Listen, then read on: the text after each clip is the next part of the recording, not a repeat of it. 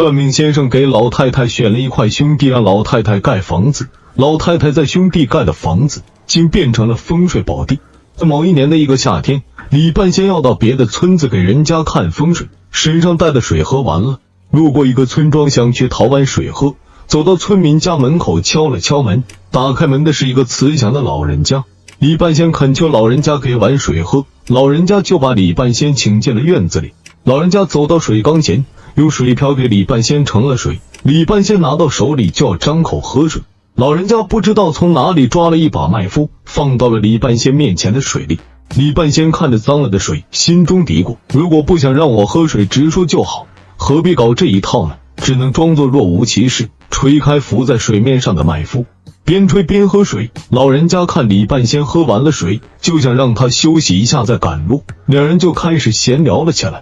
当老人家知道对面这个人是个风水先生的时候，就想让李半仙给自己找一个好地方好盖房子。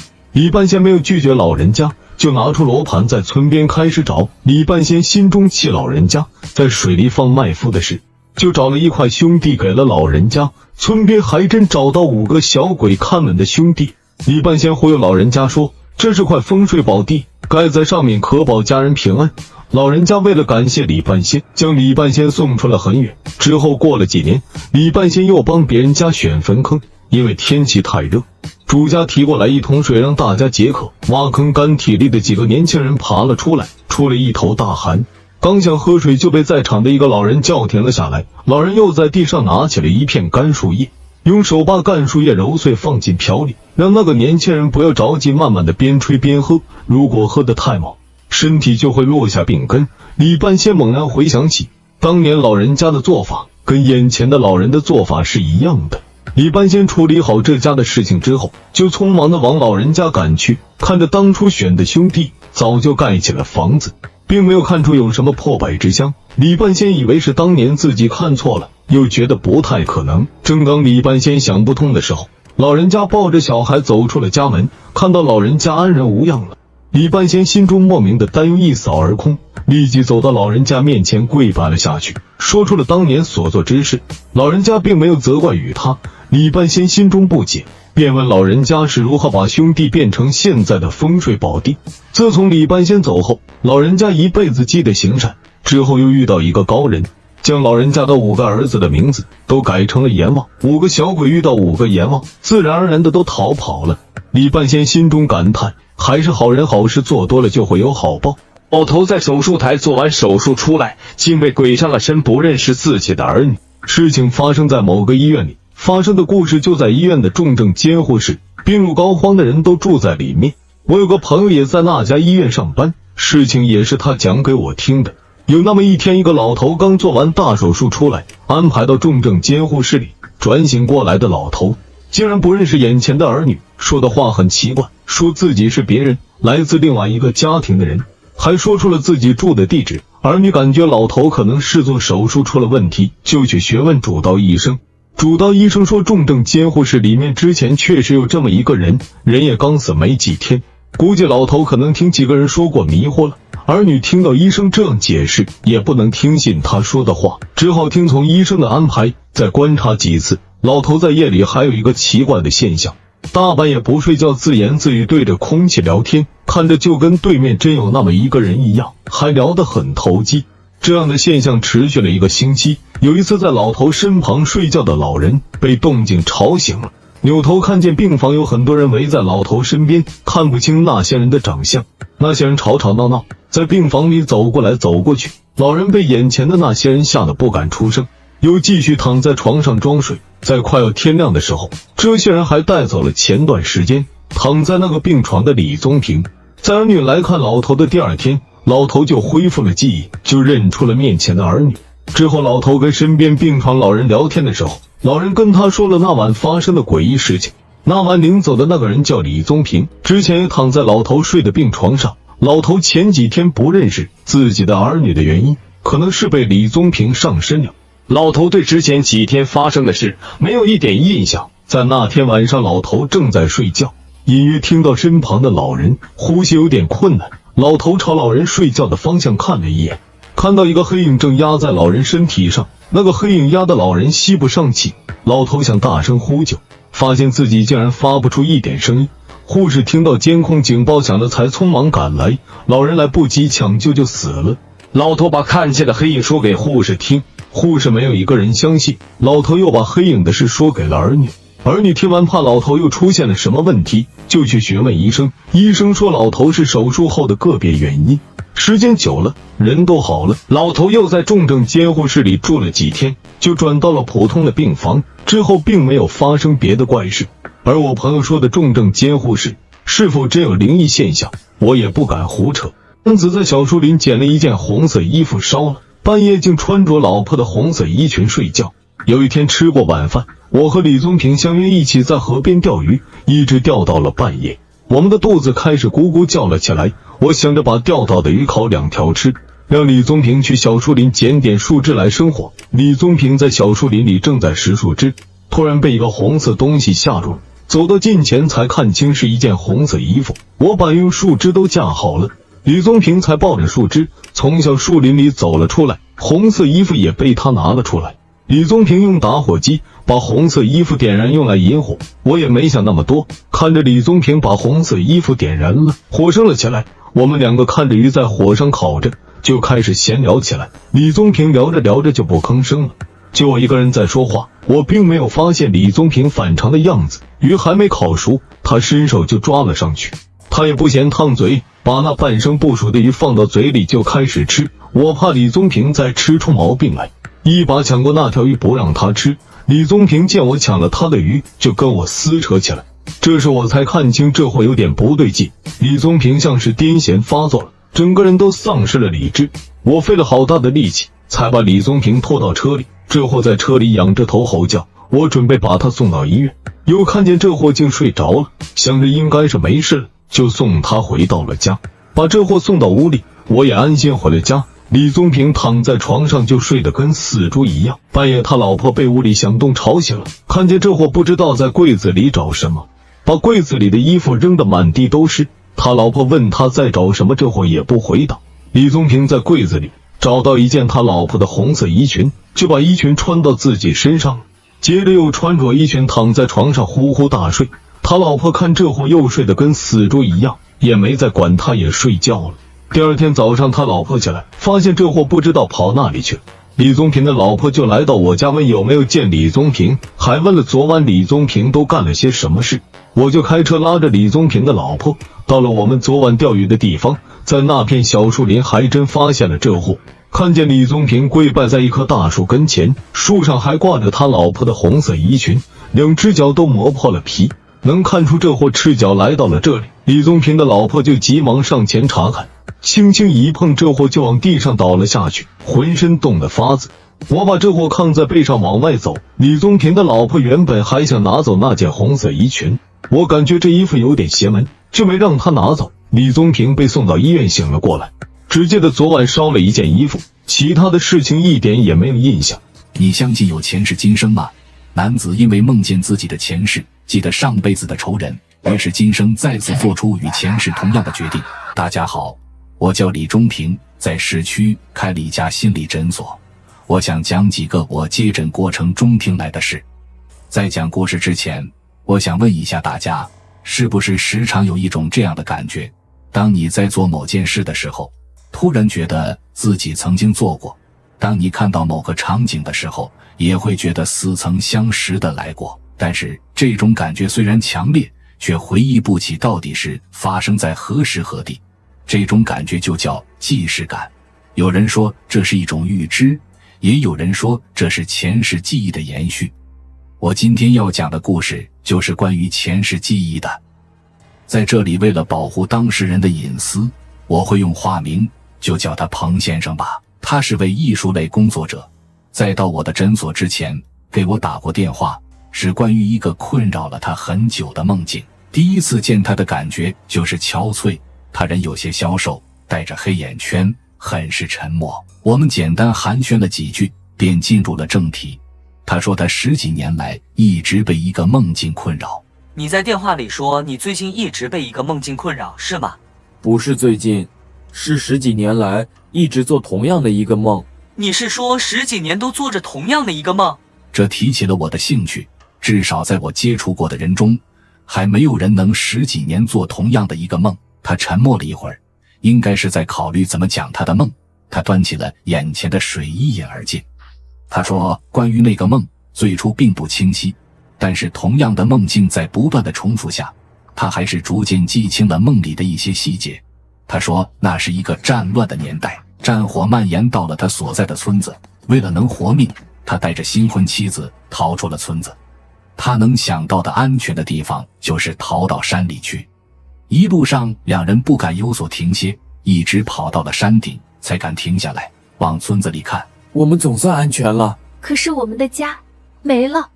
这一看，小两口不由得悲从中来。刚刚建起来的小家已经湮灭在了硝烟里。一阵悲痛之后，两人在山林里摸索着想找个可以落脚安身的地方。好在天无绝人之路，让他在山林之中发现了一座废弃的木屋。屋子虽破，可对于无处安身的二人来说也好过没有。经过一番收拾打理，两个人便住了下来。对于相爱的两个人来说，能在乱世相偎在一起已经是一件幸福的事了。那一晚是他们多年以来睡得最安稳的一晚。两个年轻人逃离了战火，在山林之中过起了隐居般的日子。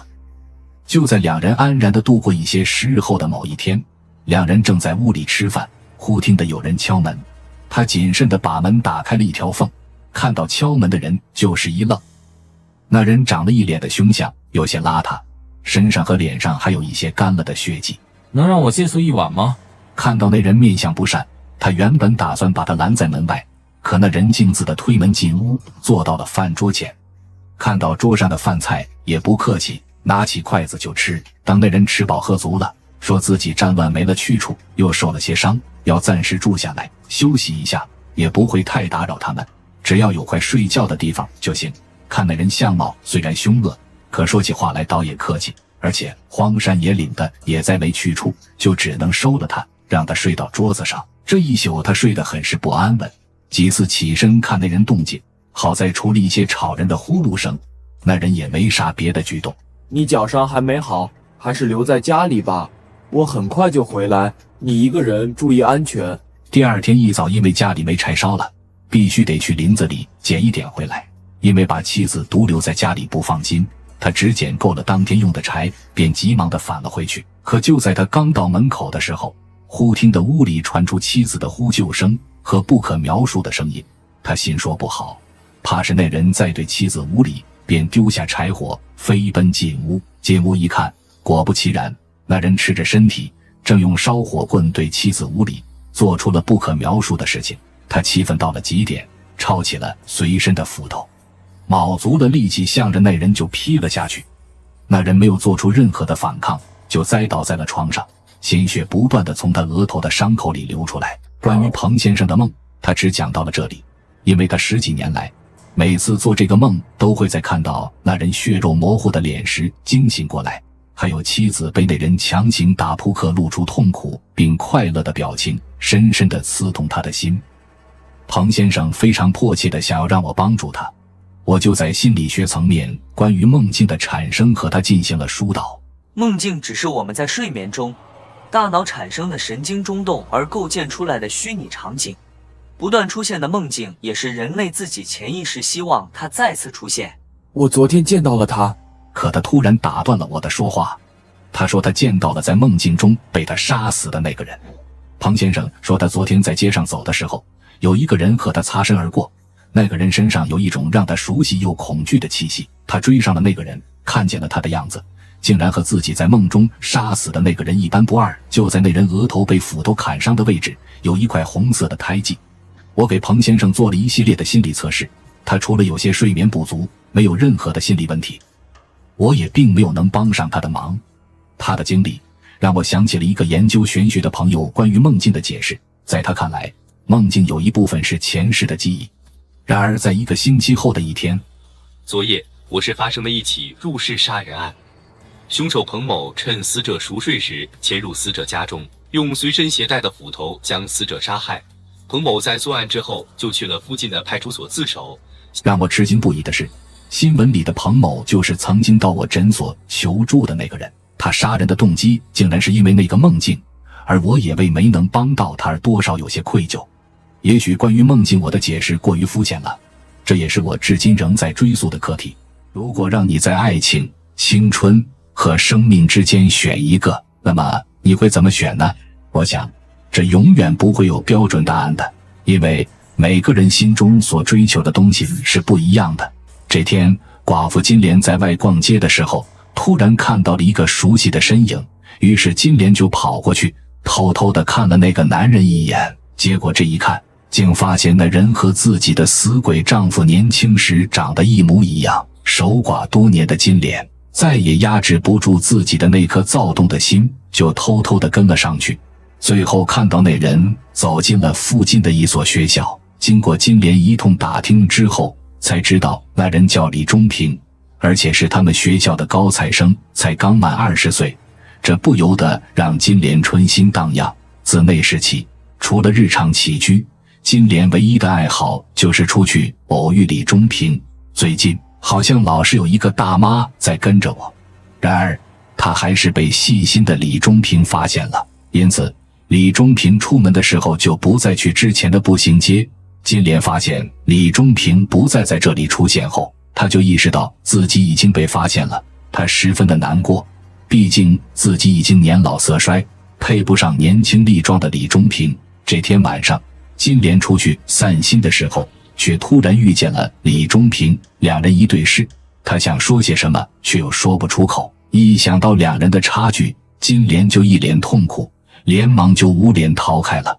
直到走出去老远之后，她才敢转过头去看一眼，可李中平早已经不见了。忽然，金莲在转过头来时，却看到身前立着个阴阳怪气的男人。你想要拥有这段感情吗？嘻嘻，男人似乎跟踪了她很久了，一来就说到了金莲的痛处。金莲不想理这个怪男人，准备甩开他，却又被拦了下来。这是青春胶水，它可以给你想要的东西。随后他就把手上的东西递给了金莲，听到青春二字，金莲毫不犹豫的就接下了那个东西，本想再问问男人身份，结果刚反应过来，那人就消失了，有种说不出的诡异感。回去之后，金莲就紧张地把胶水拿了出来，看着手中这模样普通的胶水，她不由得怀疑起了那个人的话，但她脑海中马上就浮现了李中平的样子，耳中同时又想起了那个男人的话。金莲顿时就有了决定，至于这样做会有什么后果，她也不想去管了，一股脑就将胶水抹在了脸上。涂完了胶水后，她就满心期待地睡下了。这是她这段时间以来难得睡的一个好觉。第二天刚睡醒的金莲就立马跑进了卫生间，想要看看到底有没有效果。结果看到自己如今模样的金莲，她感觉自己心都酥了，原来自己年轻的时候这么美吗？金莲换了身年轻的着装就来到了外面，那回头率简直爆表，她也乐得享受这种感觉。她开始不停地找机会和李中平碰面，两人一来二去就好上了。没过多久，两人就顺理成章地在一起了。看着眼前的李中平，金莲就会觉得自己又回到了当初和老公刚刚相遇时的感觉，她渐渐地变得无法自拔。不过这样的幸福并没有维持多久，半年后，她在某天早上醒来时，发现自己又变回去了，甚至比半年前还要苍老。怕事情暴露的金莲只能对李中平选择避而不见，她不敢想象自己失去李中平的那一幕。为了继续自己那甜甜的恋爱，金莲开始在之前遇到神秘男人的那条路上频繁出现，想再从他手里得到那种胶水。就在她快要放弃的时候，没想到那个男人却出现了。那人似乎知道金莲在找他，金莲也没废话，直接就向他讨要起那种胶水。不过男人却说，这种胶水是有副作用的，因为它会透支人的生命，以此来换取青春。看着有些迟疑的金莲，神秘的男人还是把胶水给她了，让金莲自行决定。金莲想着，反正自己老公已经死了多年了，还不如谈一个甜甜的恋爱后再下去陪自己的老公，因此他也不再纠结后果了。用了胶水后，金莲果然又重回了18岁的模样，就又去找到了李中平，答应我以后不许偷偷消失了，好吗？好，我知道了，老公。但幸福却总是短暂的，仅仅过了2个月，金莲又老了几十岁。我该怎么办了？我好舍不得他。原来神秘男人说的都是真的，自己再这样下去真的会寿终正寝的。然而他还是太渴望爱情了，他准备再用一次胶水就和李中平坦白。没想到他去找神秘人的时候，却半道上遇到了李中平。看着眼前的恋人，金莲的心中是五味杂陈的。终于他又拿到了那种胶水，不过这次却只坚持了短短半个月。沉迷于爱情的金莲始终不敢跟李中平坦白这件事，在这之后金莲就又失踪了。这次李中平可能再也找不到金莲了。这天金莲的儿子回家看望母亲，这才发现金莲一动不动地坐在沙发上，眼前的金莲已经变成了干尸。你们听说过会行走的尸体吗？一个漂亮女孩深夜造访入殓师，请求她为自己化妆，但就在女孩把入殓师带到自己山上居住的房子里时，却突然露出了真面目，最后还差点把入殓师害死。这其中到底有着怎样不为人知的秘密呢？我是一个入殓师，已经在这里工作了2年半，一直听说干这行会遇到怪事，反正我是心怀期待的。今天我又给10具尸体上完了妆，准备清扫一下就下班回家，结束这充实的一天。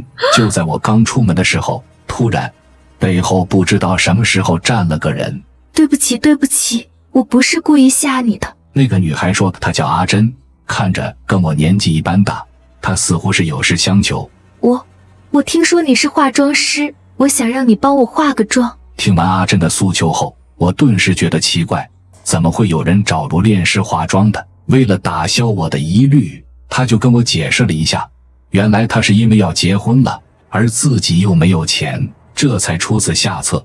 听到女孩这么一说，我顿时就心软了，毕竟有哪个女孩不想在结婚那天美美的呢？阿珍看到我同意了，就高兴的一个劲的跟我鞠躬说谢谢。眼看天色也不晚了，我们也没再废话，就跟着他走上了一条偏僻的小路。终于到了地方后，才发现他家有多么的破败。一个女孩子住在山上，需要多么大的勇气呀！进去之后，更是刷新了我的认知，他家居然连桌椅都没有。不过这也并不影响，我只想快点给他化完妆回家，毕竟山上的夜路可不好走。我跟阿珍解释了一下，我的化妆箱里全都是给死人用的那种。不过阿珍却连忙摆手表示不介意，我一定会给你画得美美的。看到阿珍这么懂事，我就笑着开始给她化妆了。不过就在我认真化妆的时候，却没注意到阿珍的脸色突然变得有些阴沉了下来。就在这时，我膀胱瞥到了阿珍的锁骨，那里居然有一块紫红色的东西，想必大家也都猜到了，那正是一块尸斑。想到这，我顿时被吓得头皮发麻。死人亲自来找我化妆，说出去谁信啊？姐姐，你怎么了？阿珍觉察出了我的异样，便抬头看着我。我急忙把头看向了别处，平复了一下情绪后，对她说道：呵呵，我没事。我现在看似淡定，其实内心慌的一批。毕竟要是被他发现我识破了他的身份的话，很可能会小命不保。你不要害怕，我是一具好诗。没想到阿珍居然看出了我的害怕，还出声安慰我。我惊得一下子就站直了身子，心想我信你个鬼，整不整我还不是得看你心情。阿珍见我不搭话，就直接掀开了自己的衣领，还问我说，你不是看到了吗？你在装什么？接着阿珍眼神渐渐变得失落，自顾自地跟我讲起了她的过往。原来她死前谈过一次恋爱，2人在一起了好几年后，终于到了谈婚论嫁的年纪。可阿强的爸爸却嫌弃阿珍的身世，又加上阿强是个没主见的妈宝男，于是阿珍，拉倒吧。为什么呀？不是说好了要做彼此的天使吗？在阿强看来，女人只是一件衣服，既然爸妈不喜欢，那我就换一件吧。因此他也没有理会阿珍的万般哀求。心如死灰的阿珍来到了悬崖上，此刻的他好想变成一条鱼，只有那7秒钟的记忆，这样他就能忘掉这个渣男。可他终究是没办法变成鱼的。万念俱灰之下，他选择了删号重来。听完了他的诉说，我顿时被感动得一塌糊涂。可突然，阿珍变成了一具干尸，眼睛也变成了2个黑洞，然后朝我扑了过来。我立马扑到了墙上，瑟瑟发抖，不敢再去看身后的他。但过了好久都没动静，我这才半睁着眼回头看去，可这一看，却发现他已经凑到了我的面门。我甚至都闻到了他的口臭，我怕他生气，这才忍住了没有吐出来。他说道：我死后，阿强居然没有一点伤心，明天就又要结婚了，你觉得我应该怎么办？我此刻害怕极了，只能说道：既然他当初说过要做你的天使，那么你就去把他变成天使吧。没想到阿珍听到我的话后，神情居然缓和了下来。就在我以为自己得救了的时候，突然他伸手掐住了我的脖子，还说我是个见风使舵的骗子。阿姐，你也不看你有多可怕，我敢乱说吗？想到这里，我再也没办法想下去了，因为我他妈就要窒息了。就在我快要嘎掉的时候，阿珍却放开了我，并威胁道：如果你能给我画得美美的，我就放过你。我只好连忙点头答应。妈的，这个客户不光画霸王妆，还吓唬我，我招谁惹谁了？当这一切结束后，阿珍冷漠地跟我道了谢，但我还是可以听出她应该是非常满意我的技术的。就在我以为自己终于可以回家了的时候，没想到这个老六居然朝我哈了一口气，我瞬间被抽晕，倒在地上不省人事。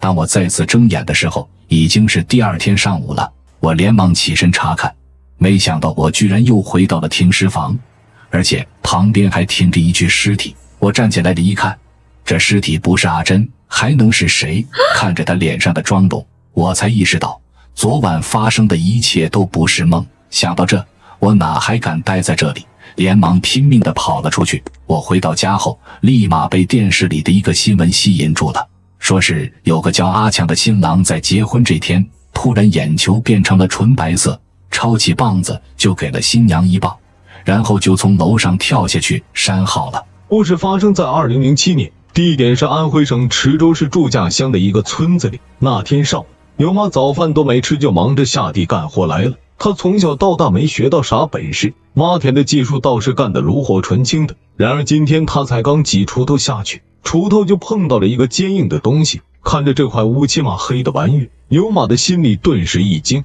心想着自己是不是挖到啥宝贝了。想到这，他捧起那玩意仔细的看了看，貌似是一块古代文人用来沾墨水的砚台。这下可把他给高兴坏了，只要是古代的东西，哪怕是条内裤，他也能值不少钱。有了这东西还挖个什么田？他把锄头随手一扔就回了家。回家后，牛马就把这件事告诉给了媳妇如花。如花得知这时候也感到特别的开心，为此还特意炒了2盘好菜，打算庆祝一下。可等她做完菜叫丈夫吃饭时，却被牛马呵斥令其不要多嘴。还没等如花缓过神来，牛马又是一通文言文对着她说教。如花见状显得很不可思议，自己的丈夫明明连小学都没有毕业，怎么可能会利用文言文来说话呢？当时她也没有多想，以为是丈夫从哪里听了2句，在她面前显摆而已。可等到了半夜12点时，诡异的事情便开始发生了。当时如花睡得正迷糊呢，丈夫牛马却突然开始大声说着梦话。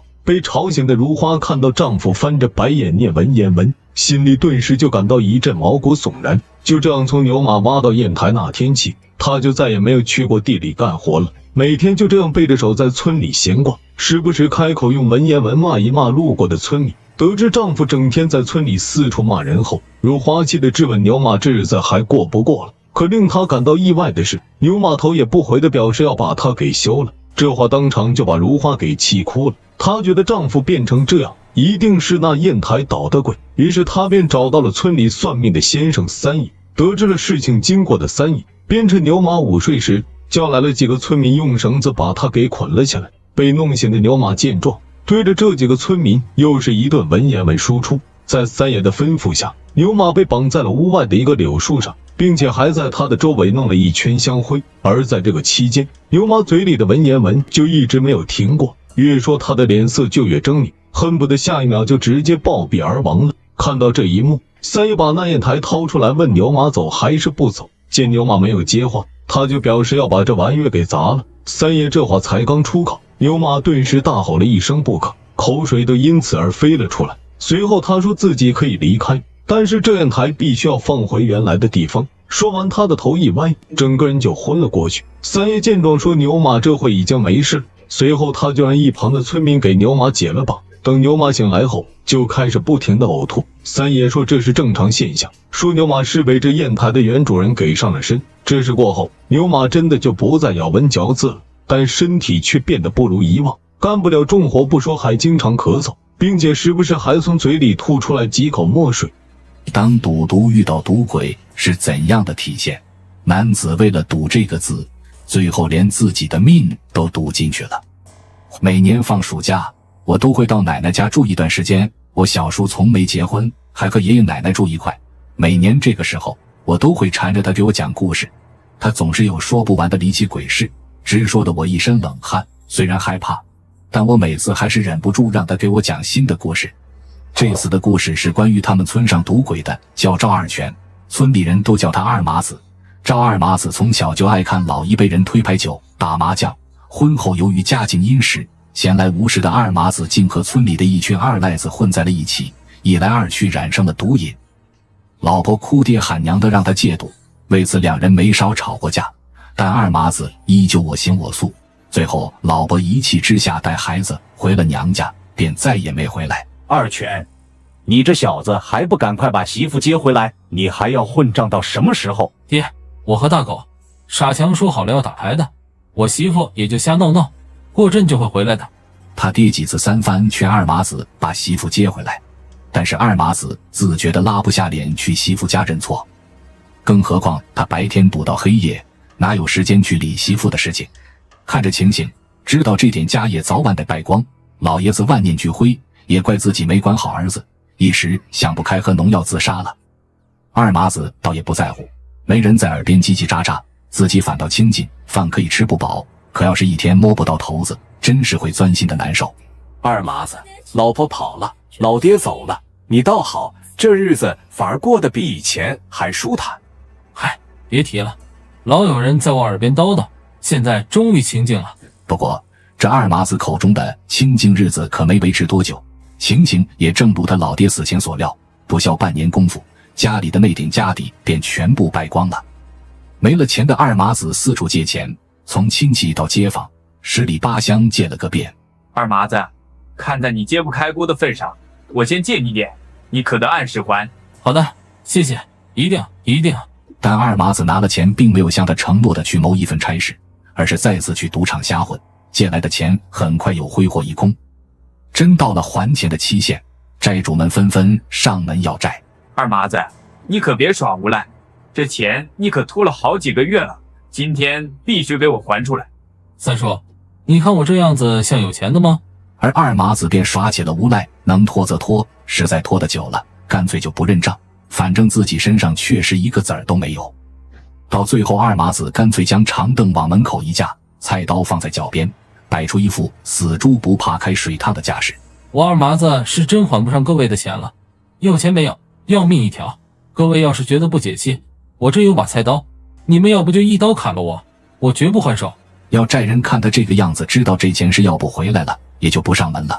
自此以后，没人再借钱给他，碰到他都躲得远远的。没人上门讨债，二麻子确实也清静了许多，不过他也因此断了经济来源，不能赌钱的日子真比死了还难受，他只能整天在村里瞎晃。有一天，二麻子靠在一座破屋的墙头晒太阳，突然间他的脸上的神情从慵懒变成了惊喜岛，继而眼睛眯成了一条缝，他突然间想到了一个弄钱的法子。当天二麻子好说歹说到隔壁老王家借了一把铁锹，等到了夜里，各家各户都睡了，他才拿了个铁锹出了门。等出了村，二麻子绕了好几里地的山路，直至到了一处乱葬岗，四处山林是邻近的几个村集中下葬的地段，只见坟头一个挨一个，很是阴森恐怖。二麻子并没有停下脚步，他继续往里走，而越往里走，坟包的年代就越久远。这一点从坟上的杂草就看得出来，这些老坟因为无人打理，早就长满了草，有些甚至都已经看不出。最后二麻子在一处坟堆前停了下来，他四处张望了一下，显得做贼心虚的样子。在确认安全的情况下，他往手上啐了一口口水，拿起铁锹就挖了起来。原来按当地的风俗，只要亲人下葬，定会拿点玉器、金银器陪葬，虽然不会是太贵重的东西，换几个钱还是绰绰有余的。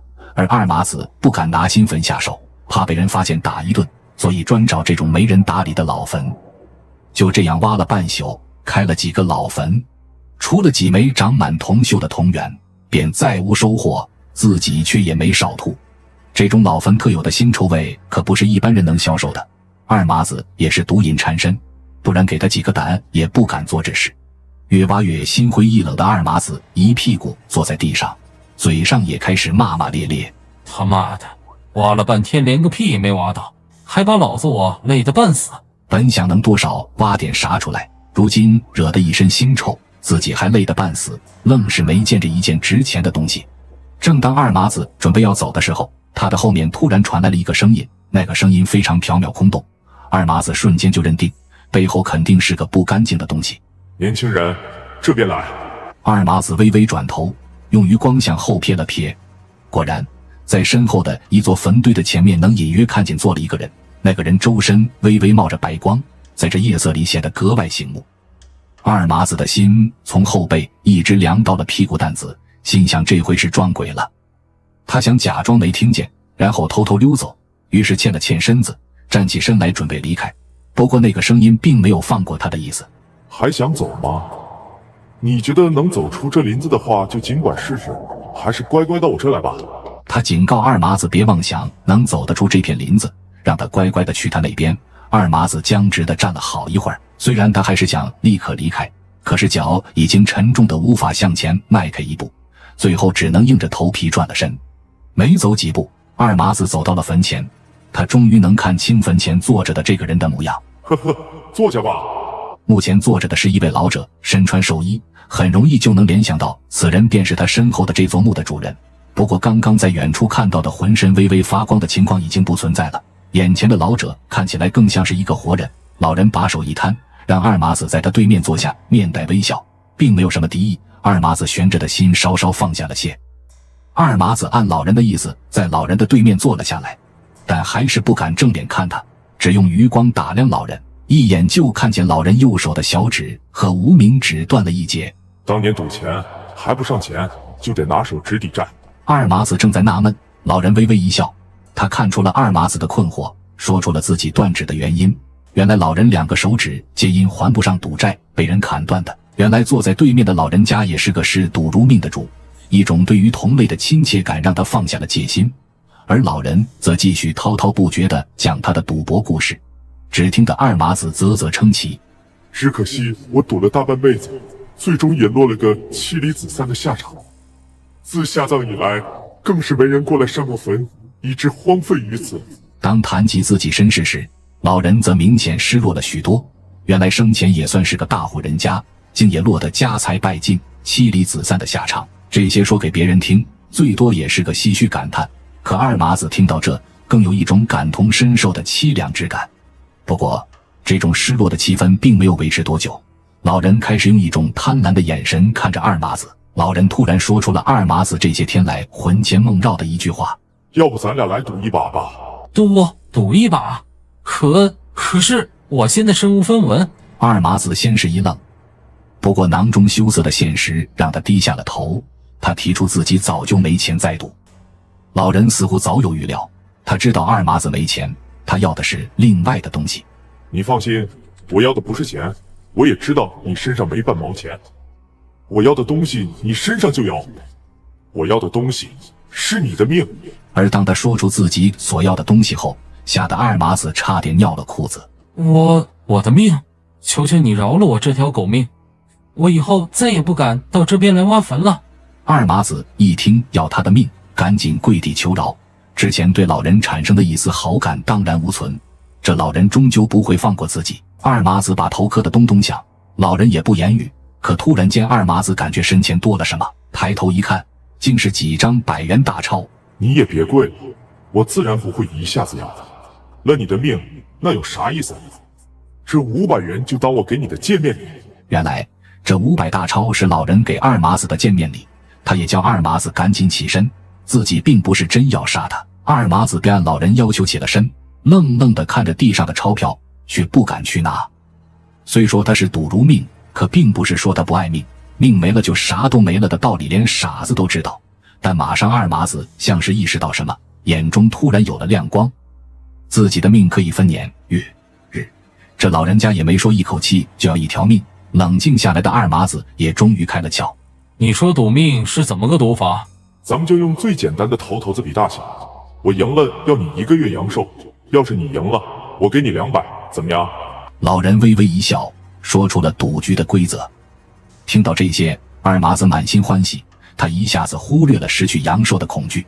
你说的是真的吗？放在你脚边的可不是假钱，你说是真是假？二麻子甚至觉得自己1个月的阳寿根本值不了200元，这笔买卖稳赚不赔。就这样，二麻子赌了一宿，有输有赢，但输了不必给出钞票，二麻子身前的钞票自然越叠越高。况且损失阳寿对于他来讲并没有什么明显的感受，身体也没出什么状况，更让他有一种白捡一堆钱的感觉。一直到第二天的早上，天边已经有了一丝亮色，老人看了看天，便欲站起身，他提议结束这场赌局。时候不早了，今天就到这里吧。别啊，大爷，咱们再赌一会儿，这天才蒙蒙亮，还早呢。此时二麻子赢的钱已有2万多，而自己损失的阳寿大概是4年左右，在他看来是大赚了一笔。这样的好事自然让他意犹未尽，他真怕以后再也没有这样的机会了。老头看破了二麻子的心思，笑盈盈地认定二麻子肯定还会再去找他，目光中充满了坚定而又贪婪的神色。哈哈，你还会再来找我的，等下次我还站在这边等你。说完，老头就伸出了一个手指，一下子点到了二麻子的额头上，甚至直接戳了进去。二麻子一个措手不及，大喊一声便晕了过去。等再次醒来，已经到了中午。二麻子疲惫地看了看四周，脑子里一片浆糊。等定了定神，他突然想起了昨天夜里发生的事。二麻子赶紧四处张望，生怕昨天发生的仅仅是一个梦。不过他很快在一座坟前看到了一叠钱，这让他心里一阵狂喜。他赶忙捡起来数了一下，正好就是他昨天赢的2万多块钱，分文不差。他用余光一扫，便看到旁边的那座坟，也正是昨天那个老头子的坟，心里不禁一阵发凉。二麻子匆匆朝那座坟磕了3个响头，便离开了乱葬岗。想到昨天的事，一阵后怕，心想以后可再也不敢来这里了。当日回家，二麻子赶紧把钱藏好，随后就倒在炕上睡了一天。到了第二天，二麻子揣了1000块钱就急匆匆地出门，他的目的地便是张赖子开的赌场，自己有钱便会到这里赌钱，熟人也最多。等快到的时候，他远远地看到陈强正把着门。陈强是张赖子过来看场子的，人高马大的，不怒自威。不过二麻子今天兜里有钱，自然心里不虚，就径直往赌场里走。陈强不知道二麻子的底细，自然将他拦了下来。二麻子，最近胆肥了是不是？还敢往里走？上次在里面挨的揍，这么快就忘了？村里没一个人看得上二麻子，认为他烂泥一坨，更不可能再有钱去赌。二麻子手里有了钱，就像枪里有了子弹，自然底气十足。他把随身带着的钱在陈强面前晃了晃，一脸得意。陈强，你可看清楚了，爷爷，我今天可是带钱来的。这小子哪来这么多钱？我看你非奸即盗，这钱来路肯定不正。二麻子突然拿出这么多钱，自然引起了大家伙的议论。二麻子平时就是个二流子，哪有本事赚这个钱？大家都认定这钱的来路不正。二麻子虽然混账，但也知道这钱的来路不能说，乱葬岗挖坟的事也不干净，更何况这钱还是死人给的。于是随便编了个谎，说把家里的古董卖了换了钱。当天二麻子的手气出奇的好，连赌连赢，很快1000变成了2000，桌上的钞票越叠越厚。周围人看二麻子手气这么旺，也禁不住恭维拍马。二麻子一想到前几日还被当成瘟神，今天被整成了众星捧月的模样，不禁五味杂陈。就这样过了2个月，真是应证了10赌9输9赌必输的道理。这2万多元够在村里盖2间敞亮的黑瓦房了，但到了二麻子手里也就几个月可以挥霍干净。没了钱的二麻子又回到以前的状态，一帮平时在他身边恭维拍马的人也板起了脸，躲得远远的，而走在路上则被人当成反面教材，沦为笑柄。俗话说，有俭入奢易，有奢入俭难。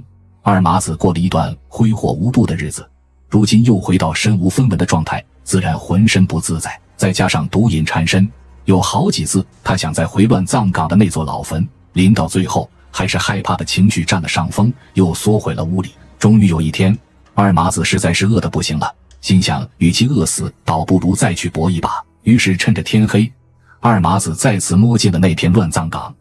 等找到了那座老坟，二麻子便朝坟前唤了3声，不消一会儿就有了动静。只见坟的后面隐约出现了一个黑影。二麻子定睛一看，正是上次的那个老人。老人面色轻松，对二麻子的再次出现似乎早有预料。二麻子毕恭毕敬地站着，老头则开始数落起二麻子，说的话句句扎心。原本潦倒的自己得了一笔巨款，却使自己的日子过得更不堪。个中的缘由二麻子自己解不开，他也没心思去解。二麻子，你今天的状态怎么比2个月前还差呢？瞧你这灰头土脸的样子。老人家，我这次再来就是想问问，上次的那个赌局是否还有效？他现在想的更多的是那个能令他再次一夜暴富的赌局，于是他怯生生地问老人那个赌局是否还有效。老头笑了笑，说上次便已经答应二麻子可以再来找他，自然是有效。他叫二麻子坐下，还是在上次的那个地方。待2人坐定，二麻子却迟迟不开始，显得面有难色。老头一下就识破了二麻子的想法，似乎这也在他的意料之中。你小子是想加注吧？老人家，我就是觉得1次200太慢了。你看我年纪也不大，也不在乎多赌个几年。要不这样，咱就1年1赌，2000赌1年，怎么样？没问题。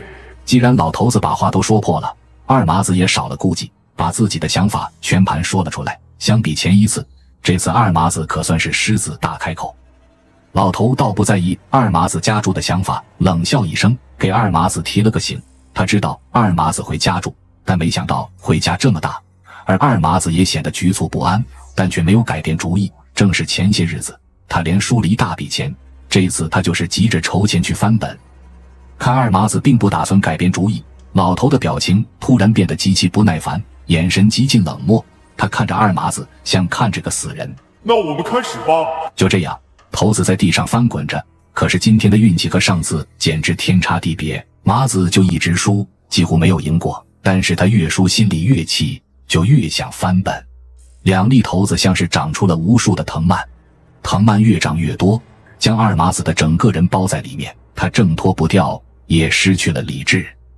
随着赌局的一把把败落，他的头发开始稀疏，牙齿开始脱落，皱纹加深，皮肤松弛，老态开始显现。但他并不在意，他的魂已经被眼前的头子勾走了。直到一个声音响起，一切终于结束了。你已经没有本钱了，赌局结束。二麻子听到了一个声音，犹如一声丧钟。他本能的四下张望，却看不到任何东西。他的视力已经丧失，渐渐的他的呼吸也变得困难，他甚至连挣扎的力气也没有了。生命之光正从他身体里熄灭，只剩一具躯壳。就这样，二麻子从村里消失了，但是没有人关心他的死活，似乎村里从没有存在过二麻子这个人。尸体是被上山的打差人发现的，尸体已经有了轻微的腐烂，而尸体看起来是个古稀老人，所以并没有人认出来这是二麻子。最后大家挖了个坑，草草地将他埋了，没有墓碑，没有名字，陪葬的只是2颗头子。今天这件诡异的事是我的亲身经历。事情发生在2006年，我上初3的那一年，卧病在床多年的爷爷去世了，全家人都为了爷爷的白事忙活了起来。按我们那儿的规矩，去世后的3天是要停尸守灵的。我爷爷有4个儿子，便轮流来。我爸是老大，早年间腰受过伤，我怕他坚持不了一晚上，就陪他一起，爷俩上下半夜轮流睡会。正在假期里，中考结束了，也不用学习，我就选了后半夜。但说实话，想得简单，到了后半夜是真的困。为了缓解一下，我就打算到门口吹下风，可没想到风是一出门就吹到了，但这风也太过阴冷了。那时正值盛夏，就算晚上凉快点，可也不至于这么冷呀，冻得我一个机灵。不过就在这时，屋内光线一弱，我才发现供桌上的蜡烛灭了。所谓守灵，其实主要是照看蜡烛和供香，是不能断也不能灭的。而就在这时，我看到爷爷的遗照好像有些变化。我印象中爷爷的遗照是有些慈祥笑容的，怎么现在看却是面无表情的，甚至有些刻板？也许是我记错了吧。当时我并没多想，就又坐回椅子上，胡思乱想地磨蹭着时间。可没过十几分钟，又是一阵凉风从门口吹进来，屋里的光线一暗。没错，又是那根蜡烛，它又被吹灭了。没办法，我只好再去点上。而就在这时，诡异的一幕出现了。我看到爷爷的遗像又变了，爷爷遗像上的表情已经完全变成了满脸怒容，眼睛直盯着门口的方向。我只觉得头皮一下就炸了起来，想向外跑，可腿根本不听使唤，反而被一下绊倒在了地上。我被摔得下意识叫了一声，正好奶奶晚上起夜，被我这声惊动了，连忙走了过来。紧绷的神经稍微安定了一点，可想对奶奶说，嘴还是不听脑子的，说了半天也说不明白，忙用手指了一下供桌方向。奶奶看到爷爷的遗照也是一愣，能看出明显的惊慌。不过毕竟是生活了一辈子的人，很快也就不那么怕了。正在这时，突然几声熟悉的咳嗽声传来，我们看到灵堂的隔帘后面出现了一个佝偻的老人身影，那轮廓正是爷爷，那捂嘴咳嗽的样子是绝对错不了的。奶奶从惊慌又变得有些激动，脚步踉跄地向那隔帘走去。奶奶说，我小姑在国外留学，好多年没回来了，爷爷临死前还念叨着她的名字。奶奶了解爷爷的心思，便把小姑的情况说了，叫爷爷放心，说小姑明天就到家了，让她不要吓我。大概是奶奶的话起了作用，那帘后的影子不咳了，想来气也消了，转过身向我和奶奶的方向看了一眼，逐渐消失在了隔帘后。我和奶奶又向爷爷的遗像看去，果然爷爷的遗照又恢复到了原来的样子。这时候大概因为我和奶奶动静有点大，睡在隔壁的爸爸醒了，见奶奶在这，还把我训了一顿，问我是不是把奶奶吵醒了。奶奶就把刚才发生的都告诉了爸爸。我想要说刚才的事，我爸可能不信，但从奶奶嘴里说出来，我爸的脸色也变了。我姑姑是第二天晚上赶到家的，回来就是一通的哭。其实这次爷爷病重，家里人很晚才通知他，因为正赶上他忙毕业论文，都怕分他的心，所以赶回来才晚了几天。不过我想爷爷也不会怪他，这件事是我本人的亲身经历。前2年我大学毕业，在我上学的城市找了一个工作，因为疫情，父母不想让我去住公司的多人宿舍。我本人爱干净，当然也不想。正好我出国的二姨家在这城市有个房子，据说空了有2、3年了，就联系了一下让我暂住。那是我搬进去的第2天，正在厨房中做饭时，突然听到客厅中传来啪的一声响。这房子里只有我一个人，也不知是什么发出的，于是我便回头去看。我不知道声音来自于哪里，对这房子并不熟悉，所以也说不出是什么调了。说实话，我搬进来这2天里，这样的声音已经不是第一次听到了。不过这么大一个屋子，东西又多，有些细小的声音也并不能说奇怪。风吹，楼上楼下震动，甚至老鼠虫子碰到了什么都会发出声音。我开始也并没在意，不过这声音总是在不经意时出现，又频繁，还是让独居的我稍有点心神不宁。那种感觉很奇怪，就像这屋里还生活了一个我看不见的人一样。当然这想法太奇怪了，只是在我脑海中一闪而过。那天晚上大概已过12点了吧，我正躺床上刷着手机，想着马上就要睡了。就在这么个时候，客厅中又是啪的一声响，这一次因为是在寂静的半夜，声音极大，本来懒得动，可想了想又怕什么东西掉地上摔坏了，还是爬起来去看。可等我推开房门看清楚，脑袋一时间就有些转不过筋来了。掉地上的是我晚饭时喝的可乐，可这东西怎么会无缘无故掉地上？我实在想不通。窗户关着，并没有风，可乐瓶底部完整，桌面也很平，这一切真的不好解释。就在我想不通时，那可乐瓶似乎又滚动了一下，不过光线有些暗，我也不太敢肯定。我当时心里一直在强迫自己不要多想，不要自己吓自己。就这样硬着头皮关门，回到床上，过了好久才睡着。睡得不好就没有精神。昨晚的事我刻意不去想，但还是在我脑子里盘旋。大早上给自己冲了杯咖啡提神，弄了一小块三明治，打算吃完就收拾房子。当时还想着是不是屋里有老鼠，要不要买粘鼠板或是老鼠药。正在这时，我发现了一个东西，那是一个家庭监控器，就在窗帘夹角的后面，不注意的话一般人是看不到的。我打电话问了二姨，原来之前家里雇过保姆照顾老人才装的，不过自他搬走，这东西已经很久没用了。我顺着线在屋里找到了存储的硬盘，果然1年多以前就存满了，而那时候屋子已经空下来了。这对我来说本来也没什么用，我本想着把东西删掉，看看能不能继续为我服务。不过那里面存了好多视频，我还是下意识打开看了一下，但这一看，我的大脑一下子就空白了，不知该用什么语言来形容我看到的东西。大家自己来看吧。画面正是我所处的客厅，而那个不断游荡的白色影子是什么呢？难道这屋里有鬼？我正想着，身后的橱柜又是一声细小的响动传来，让我紧绷的神经一下又紧了一圈。难道真的有东西在那里？是那个白色的影子吗？可那又是什么呢？我的脑子已经转不过来了，也不敢再往下去想了。任凭我怎么回避那个字，可那个字还是在朝我脑子里钻。有鬼就在这屋子里。当时我的脑子里只有这一个想法，我疯了一样跑出了屋子，在楼下的咖啡店里待了整整一上午，直到把朋友找来才回屋收拾了东西。从那以后，我便住到了公司的宿舍里，许多年了。二姨的那个房子还空置着，谁也不知道那到底是什么东西。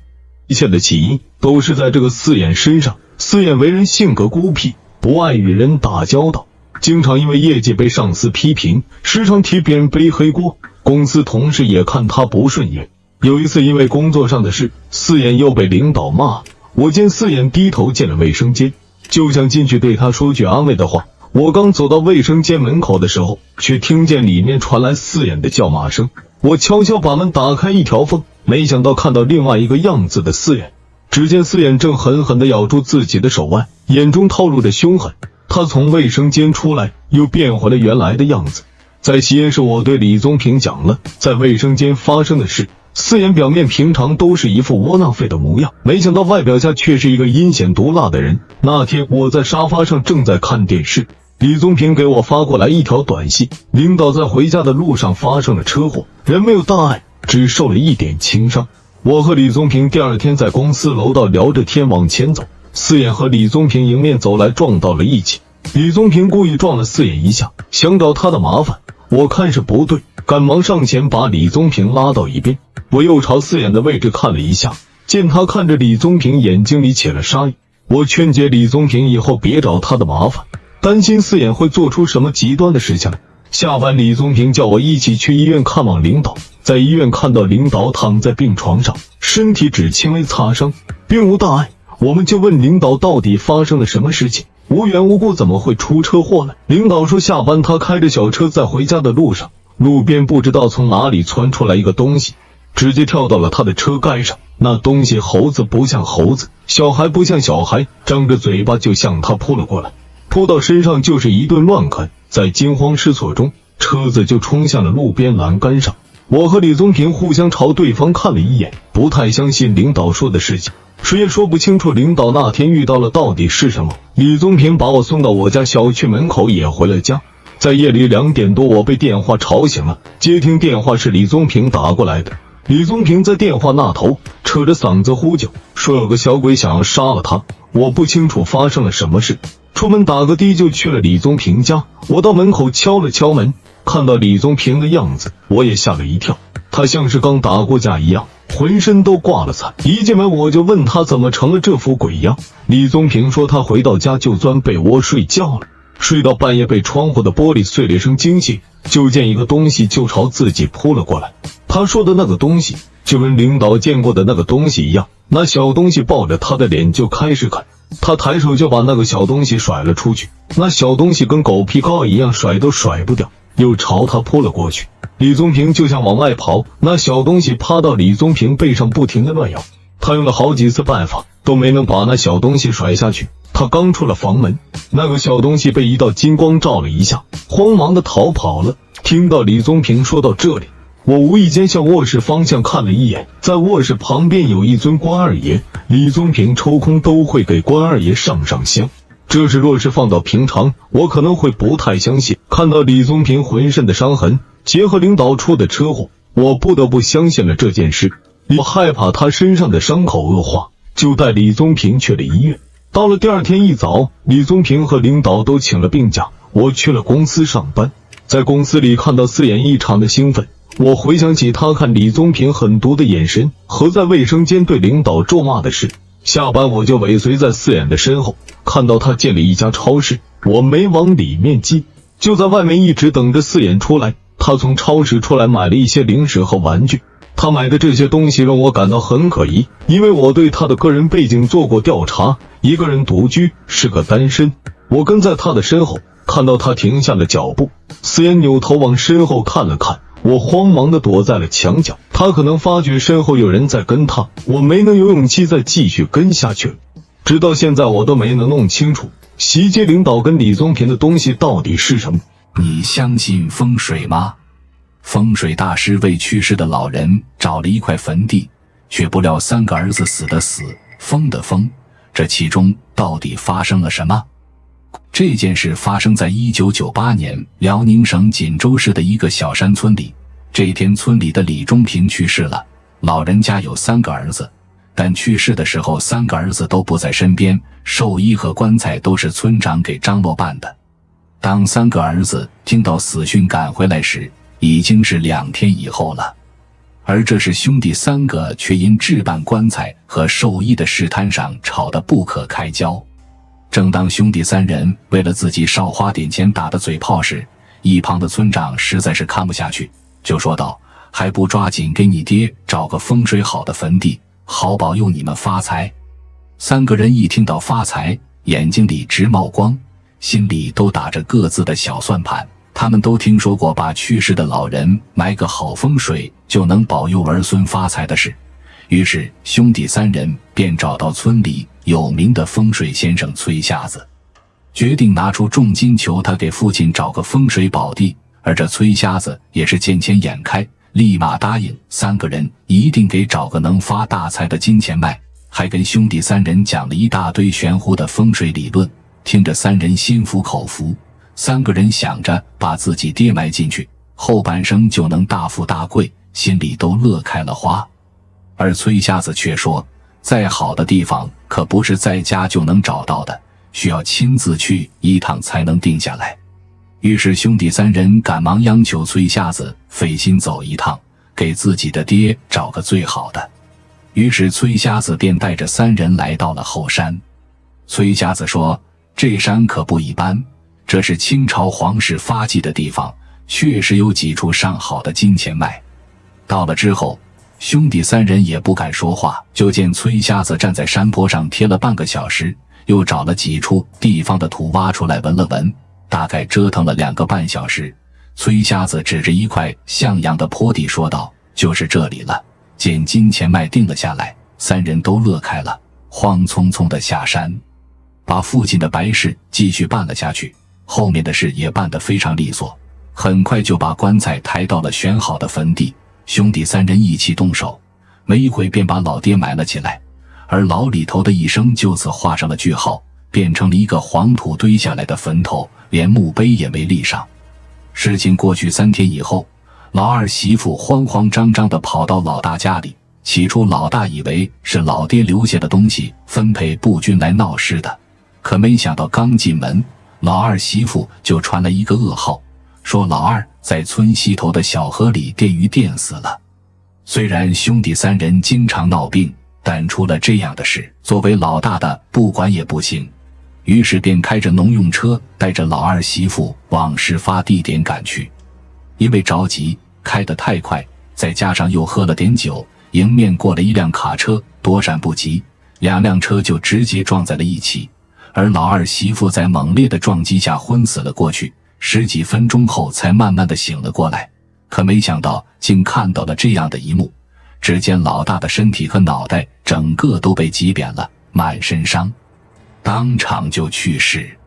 就这样短短的几天时间，李家就接连死了3个人，而唯一剩下的老三也变得疯疯癫癫的，他把家里的钱都买成了冥币，每天在路上撒。村里人都说这都是崔瞎子给他爹选的那块所谓的风水宝穴。果不其然，李中平的坟头没出几个月，就因为水土流失，慢慢的平浪，到最后完全都找不到了。